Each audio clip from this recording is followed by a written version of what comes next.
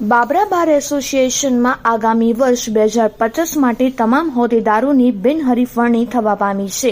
બાર એસોસિએશનની મળેલી મીટિંગમાં તમામ ધારાશાસ્ત્રીઓએ સાથે મળીને બાબરા બાર એસોસિએશનના તમામ હોદ્દેદારોની બિનહરીફ વરણી કરી છે.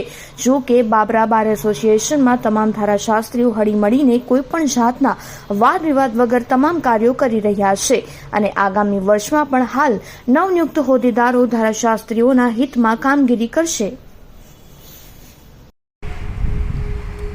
બાર કાઉન્સિલ ઓફ ગુજરાત દ્વારા સમગ્ર ગુજરાત રાજ્યના બારની ચૂંટણીનું આયોજન કરવામાં આવ્યું.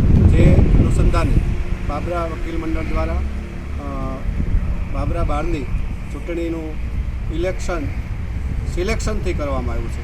એટલે બાબરા બારના જે વકીલ મિત્રો છે એમનો હું બાબરા બારના પ્રમુખ હતી, તેમજ અમારી જે સમગ્ર બોડી વતી દરેક વકીલ મિત્રોનો આભાર માનું છું.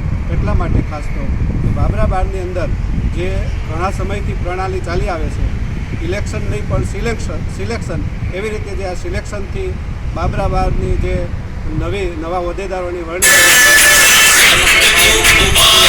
ખૂબ ખૂબ આભારી છીએ.